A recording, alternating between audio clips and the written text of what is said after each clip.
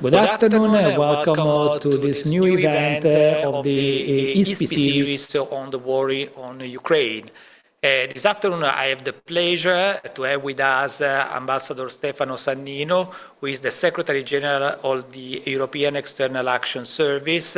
He held a lot of positions in Italy and abroad. Let me just remind you that he was the former Italian ambassador to Spain, permanent representative of Italy to the EU in Brussels, and head of the OSCE mission in Yugoslavia and Director General for the enlargement of the European Union. So, Ambassador, thank you very much for accepting our invitation. Thank you. So let me start from a broader view on the European position, because at first, immediately after the invasion of Ukraine by Putin's Russia, there was an incredible also show of unity of the European Union. Now, step by step, sanction after sanctions, some divisions emerge. Yesterday, we know, well, to some extent, because, you know, formally, I mean, all the sanctions have been unanimously approved. But yesterday, for instance, there was the victory of Orban in Hungary, and he defined Zelensky as an enemy. So my question to you is, do you envisage, you know, some divisions in the European Union now that we should move, or we could move to another step in the sanctions, maybe hitting also the energy sector? Please, Ambassador. And I suppose we will, in the sense that we are still working on the fifth package, and the discussion is going on. And I think that we have, unfortunately, all under our eyes what we have seen happening in Bucha, maybe in other parts of the country that we still are not fully aware of. So I think that up until now, as you said, the reaction of the European Union has been very strong, and the response also very united. And I have a sense, a feeling that it will continue to be the same. I mean, it's difficult to tell you today if we will have a problem tomorrow, the day after tomorrow, when we will have to approve the package. But my sense is that the European Union is very united, very strong in condemning what is happening. Now, it is also true that the more we move ahead in the sanctions packages, and the more we touch areas which are very sensitive also for the economies of our countries, more, I would say, painful the process becomes. We are still in the line that sanctions are an instrument to get a result. They are also an expression of our condemnation for what is happening. And the logic is that we want to hit Russia in this case, and we do not want necessarily hit our economies. But as I say, there is an element of progressive pain that we will need to face. And it's not only us, let's be clear, because we speak a lot about ourselves, but it's also a lot of pain which is coming to other countries in the world. And with this, I don't want to say that the responsibility of what is happening is the responsibility of sanctions. We have to be clear on that. It is the responsibility of Russia who started this aggression against Ukraine. But again, we are all very aware of the difficulties that this is generating, and we are engaging with many countries in different regions of the world in order to assuage the effects of what is happening when it comes to increase of prices of agricultural products, or when it comes to the prices of energy or the price of fertilizers and so on. But very briefly on this, do you think that the European Union, especially some member states, are ready for sanctioning the energy sector. I think of Italy especially and Germany, even because the German Minister of Defense announced that Germany could also consider this kind of sanctions on gas and oil. And we know that there are some Baltic states which have already expressed their very clearly their opinion. They want to cut their gas imports. Do you think that this is something that we can discuss at this stage? Well, this is something that has already been discussed, because let's remember that back in the informal meeting of the heads of state and government in Versailles, the issue of the energy was very much at the center of the attention of our leaders, and there was a decision which was taken to reduce or to annul the dependence on energy from Russia. So in a way, the decision has already been taken. Now, the problem is how to do it, how to implement it, which is the timeline according to which this is going to be done, which are the steps. And I think that we are all trying to minimize the effects on our economies, especially those economies who are very dependent on imports of energy from Russia, because we need to find alternatives to supplies.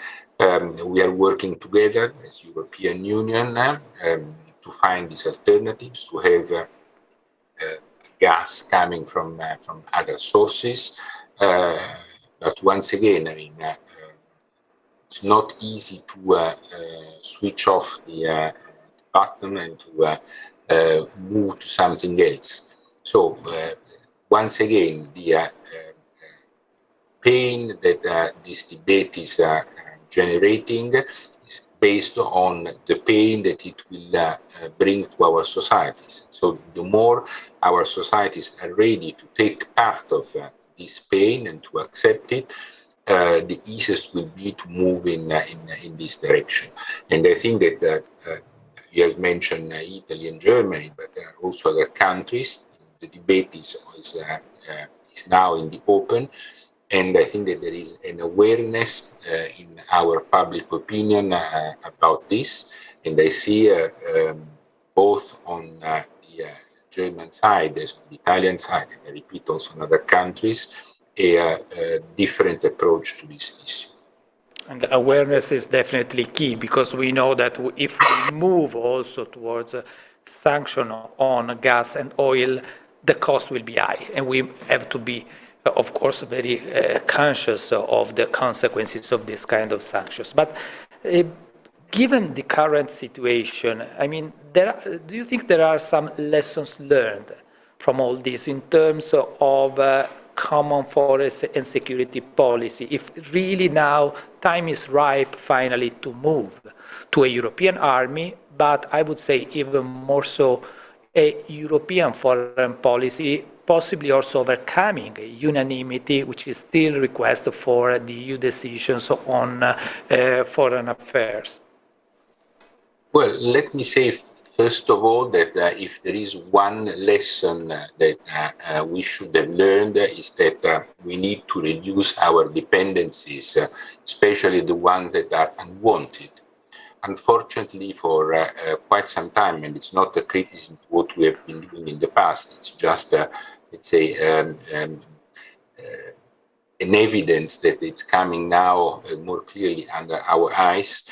The time of the globalization, the time of the global supply chain, the idea that you could produce in whichever country or get raw materials or other products from whichever country, it's something that is gone. We have to realize that if you generate a dependence from a country like Russia, then you have a very high political price to pay. And this is applicable also to other autocracies in the world. So we need to be, first of all, we need to rethink very hard how to reduce this. And I'm not speaking about the idea of going back to a sort of autarkic Europe, but certainly we need to diversify our supply sources, and maybe this is something that should have been done more in the past, and we need to face this problem. Coming to your point about foreign policy, certainly, yes, I think that there is normally there is always in the European Union there is always a lessons which is learned after a crisis, and the European Union as such is developing policies after crisis. It was true, for example, after the COVID crisis, when we have developed for the first time a sort of health union, a union that before was not really existent. Now, certainly, we are strengthening much more the foreign policy dimension and also the European defense dimension. The work that we are doing in imposing sanctions is part of this work, but also the work that we have been doing in financing the supply of armaments to Ukraine through the European Peace Facility. It's also another part of the story, in the sense that it is a decision that has been taken by our governments to take a unified approach when it was coming to an issue. Certainly not easy for the European Union, like financing the defense of Ukraine against the aggression coming from Russia. In this, when you do this kind of choices, when you make this kind of choices, you need to have the support of the member states. I'm not trying to say that the qualified majority voting is not good, because it is. It speeds up enormously the process. But it is also true that when it comes to decisions that have such huge impact, it is a little bit more difficult. We have now a new instrument that we are using much more, and it was the case for the use of the European Peace Facility, which is the constructive abstention. It is to say, a country, in the case of the use of the European Peace Facility, 3 countries that have constitutional limitations in the area of defense were abstaining, but were not blocking the decision of the others to move ahead. And I think that this is something that we need to be able to expand maybe a little bit more, and it's a work that we are trying to do exactly in these weeks to see if can help speeding up the decision process in the European Union. Ambassador Sannino, we are talking about a possible European standing army, 5,000 people. So to say, I mean, we had the bad experience of actors. I mean, careful. Okay. The wording is important, but we come from the not very successful experience of the European battle groups, which have never been used. But in any case, we are talking about 5,000 people, and Putin is now inside Ukraine with about 200,000 people. So there are many people asking, but I mean, is it enough? Is just a starting point? Where do you want to go? Well, first of all, I mean, we have to clarify, because otherwise there is a lot of ambiguity or confusion around this. The European Union is not a military alliance. Military alliance is NATO. And this is something that we need to also to keep in mind, because otherwise we think that European Union could today or tomorrow take the role that NATO has in this moment. And this is not the case. It's not happened, and it's not going to happen. So we need to be clear about who is responsible for what. So when it comes to the defense, when it comes to the security in Europe, we cannot make confusion and create ambiguities. This is NATO, and it will remain in the hands of NATO. Just the culture, the capacity, the knowledge to do that kind of thing. What we are trying to do in terms of defense is giving ourselves the capabilities to conduct operations when NATO is not capable or is not willing for political reason to take the initiative. What do I mean with this? We have already missions and operations. We already have now, we have 18 missions and operations deployed around the world. Most of them in Africa, but also in the Middle East or in Eastern Europe, including in Ukraine. Some of them are also executive, that is to say, are military operations with an executive mandate, so they can intervene to use arms. But normally, it's more to protect themselves rather than to take action and to take initiatives militarily. So what we want to do, that's why I was saying careful about words, because we do not want to create an European army. We want to create capabilities, that is to say, an interoperable system mechanism with a conduct capability, conduct and planning capability, with the live exercise, so that when there is a specific scenario, and we have to identify together which are the scenarios where this force can intervene, you can have it. I mean, just to give you an example to make it more evident what we are trying to do is, for example, the extraction of Europeans or European civilians in an hostile environment. And where there again, there may be cases where NATO, like we have seen also in Ukraine, in order to avoid a direct confrontation with a dangerous enemy, could decide not to intervene. And in that case, we could do it. And the 5,000, it's the minimal entry forces, we call it, the minimal number of troops, of military people, necessary to conduct this kind of operations. And that's what we are willing to do. And for the moment, this is, how to say, the agreement around which member states have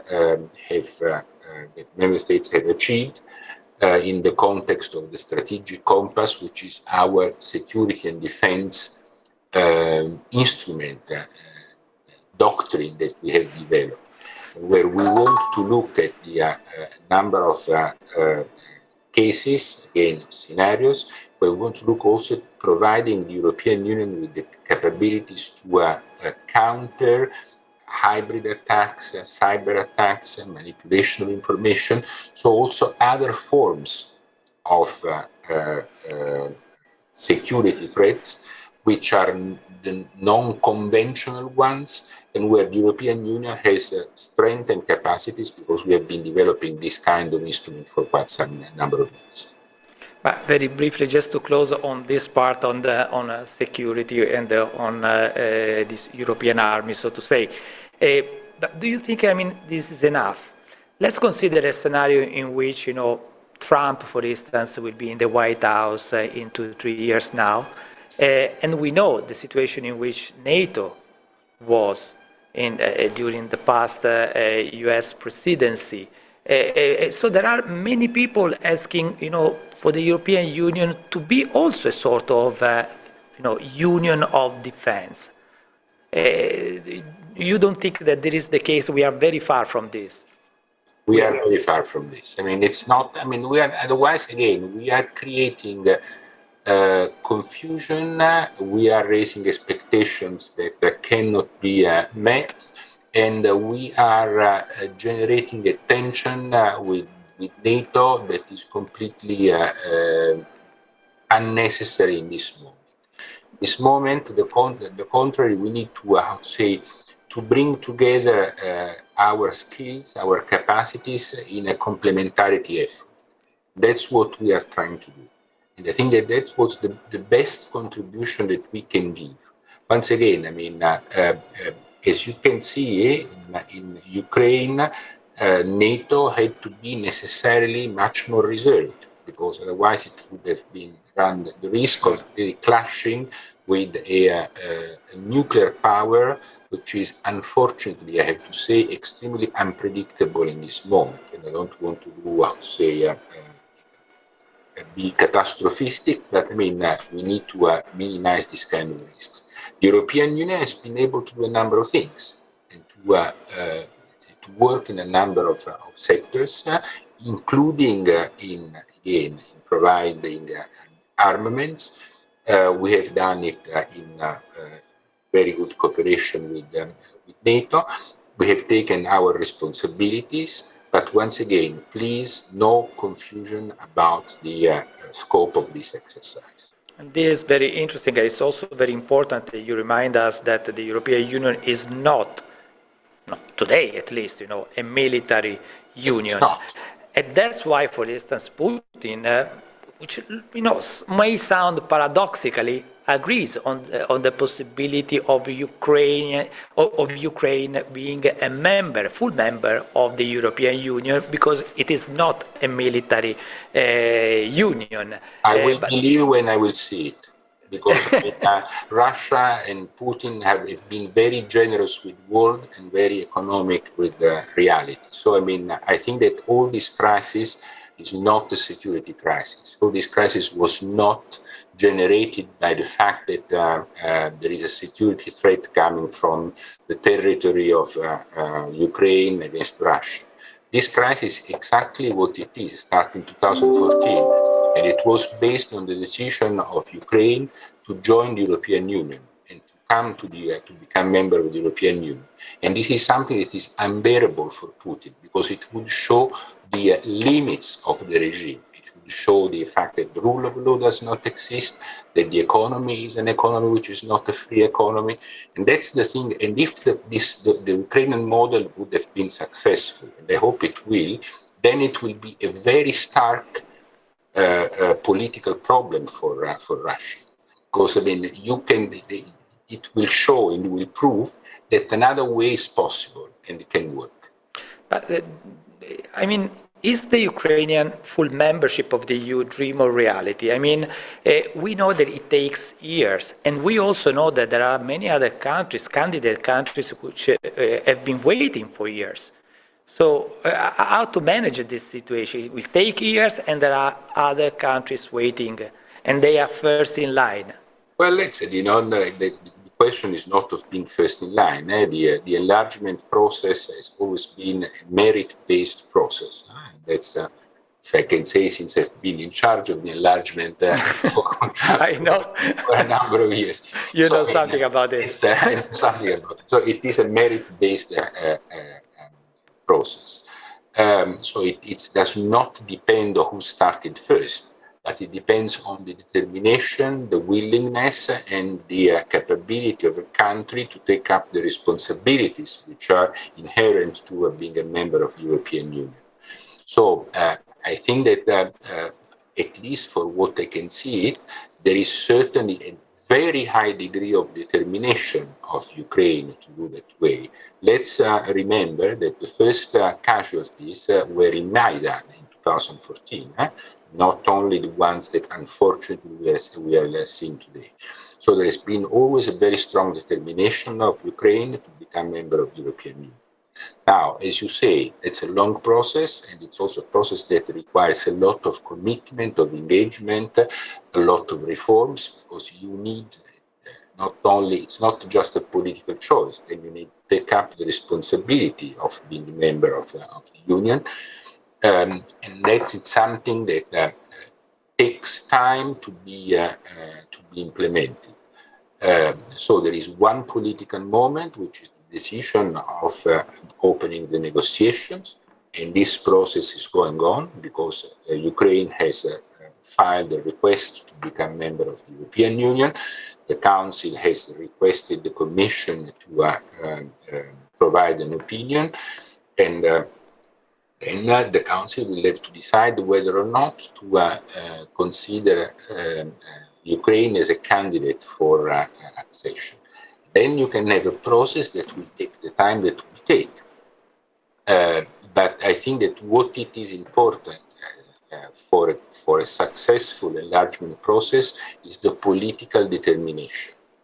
The problem of the enlargement arrives when there is not sufficient political will.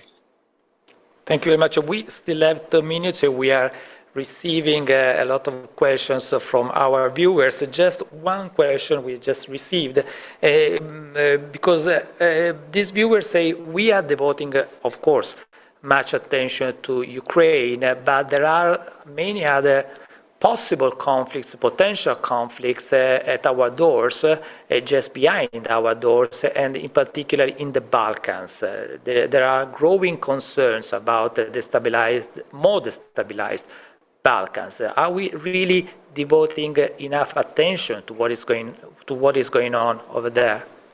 Well, there are two things that needs to be said. The first one, and I think that is very important, we cannot. We have seen already other conflicts in Europe, starting exactly from the Balkans in other parts of the world. But there is a very substantial qualitative difference, because this is the first time that a nuclear power, permanent member of the Security Council, is deliberately aggressing another country and trying to invade it. So it's how to say, it's not the same magnitude, if we can call it so. Does not mean that it's not painful or sad or can be extremely bloody what may happen in the Balkans. But once again, we are speaking here of something which is not been seen before since the Second World War. The second part is that yes, we are trying to work a lot on the Balkans in several ways. First of all, continuing the accession process with Montenegro and Serbia. Serbia, unfortunately, is,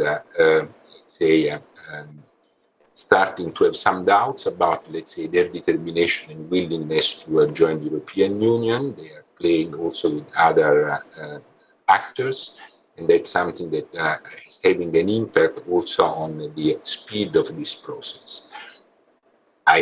We hope that we can soon open the negotiations with two countries, Albania and North Macedonia, that have had a very strong determination to move towards the European Union. And then we are also working a lot on the stabilization process in Bosnia-Herzegovina, which is in this moment a very difficult situation because the reform process is lagging behind a lot, and there are centrifugal forces that are creating problems to the unity and stability of the country. But it is true that the attention on Bosnia-Herzegovina is very high. It has been discussed very recently both at the Foreign Affairs Council and at the European Council, exactly with the perspective to support and strengthen the unity and the stability of the country. I don't want to forget Kosovo, which is also in a very complex situation.